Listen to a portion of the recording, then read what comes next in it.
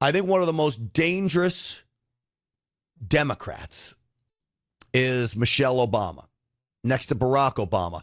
A lot of people in America have woken up to who Barack Obama really is. He's the orchestrator of the destruction of America. He's the George Soros sidekick. There's a lot of people who understand now what George Soros and Barack Obama did during the 8 years of Barack Obama and now the 3.5 years of Joe Biden. There are still many people that don't understand who Big Mike really is, who Michelle Obama really is. No, she's not that pole vaulter that got caught at the Olympics. Caught is an understatement. She is the spouse of Barack Obama. And she is a piece of work, man. And when I tell you agita, heartburn, that is in Italian, discomfort. This gives me discomfort. You know, I can listen to AOC scream and yell. I can listen to Bernie Sanders' nonsense, the Squad and Rashida Tlaib. I expect all of this craziness from them. But when Michelle Obama dresses herself up and comes out with a smile, and I watch the people in this arena eat out of her hands, quite frankly, it's concerning.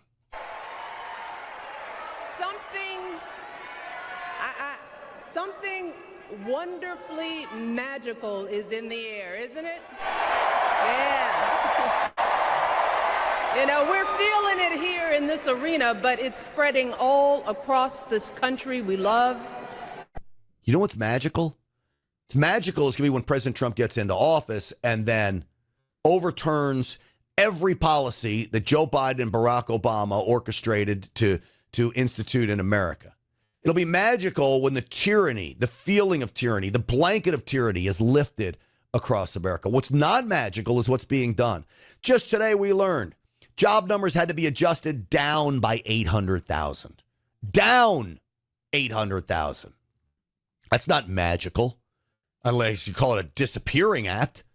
Disappearing act of jobs. That's the magic that's out there today, Michelle Obama. A familiar feeling that's been buried too deep for far too long. You know what I'm talking about. It's the contagious power of hope.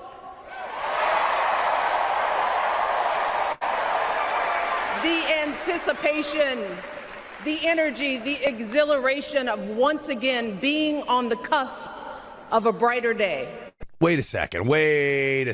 Being on the cusp of a brighter day? We've had 3.5 years. What has Kamala Harris done? She's the last person in the room, apparently, we're told. So what do you mean the cusp of a brighter day? Weren't you supposed to take us to brightness the moment President Trump left office? This is the gaslighting that I can't stand. You're going to tell us that there's some new change coming when the same old person who's been in office for the last 3.5 years, that we now see job numbers adjusted down 800,000. We now see gas prices still 2 to 3 times what they were under President Trump. We see inflation now that costs the average American family $11,000 to $15,000 more a year, depending on the family. You have a candidate out there stealing President Trump's ideas like no tax on tips and expanding the child tax credit. Yet she's going to bring us a brighter tomorrow. Kamala Harris, who's literally been the orchestrator of the destruction of this country, right there with Joe Biden.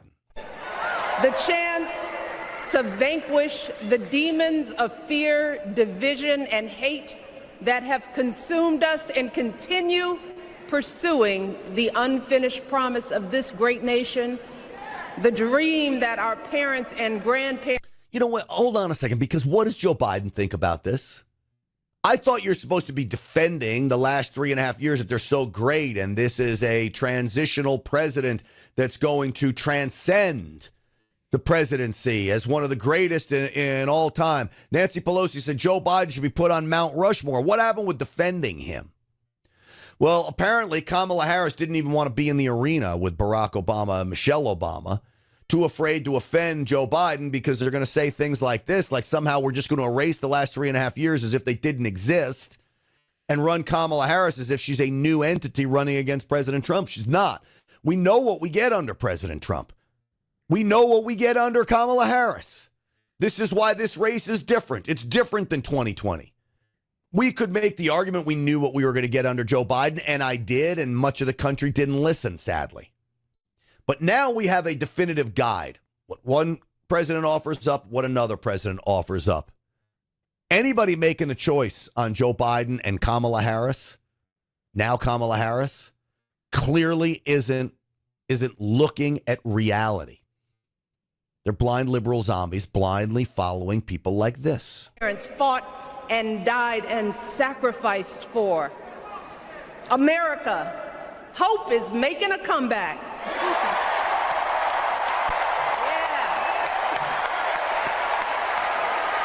Look at these people. Look at these people. Those people are enamored by her. I mean, just look at this guy's. Look at this guy's face. Just look at him. Wow. That's Michelle Obama. I'm so excited of the future. Well, she's not the future. She's the past. And she was part of the problem that literally destroyed us. Her and her husband. And remember, Joe Biden was vice president under Barack Obama. Kamala Harris, vice president under Joe Biden.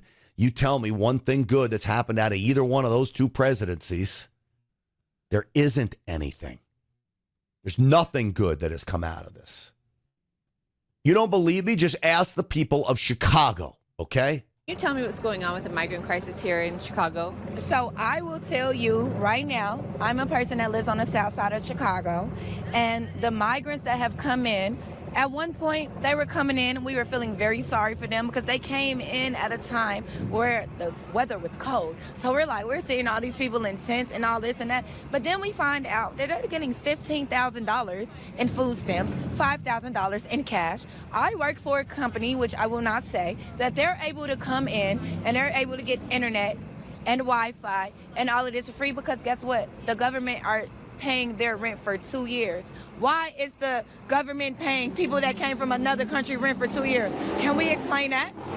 Because it's a housing crisis right now with multiple homeless people on the streets right now that I could follow and show you homeless people that's been living on the streets. So what makes the migrants better from coming to another country that they get all of this? You know why? I'm going to say why. Because we're about to have another presidential election. So if we make these migrants democratic and we give them the right to vote and we give them all of these things, they're going to vote. And then, boom. I'm a Trump supporter, by the way. Bam! Trump supporter, by the way. Me too, sister. I mean, that's a soundbite the mainstream media is not going to play. This is happening all across the country. This is why I believe that President Trump is up far more than these polls make him out to be. I saw a Rasmussen poll that came out last night that has President Trump up 10 points nationally. They do this poll day by day. I think it might be an outlier for the poll because the day before he was only up 2 points. Now he's up 10. But that's after the first night of the Democrat convention. Because it was a disaster, the Democrat convention. The country's a disaster under them. I think the media is hiding all of this from us. I really, really do. And don't be surprised if President Trump wins and wins big. But I don't like pushing that because I like to run from behind. I want to make sure that everybody knows that the only way he wins big to overcome the fraud that will occur is if we swamp the vote and turn out in massive, massive numbers. And if we don't turn out in massive numbers, we are going to be in trouble because they will cheat on all of this.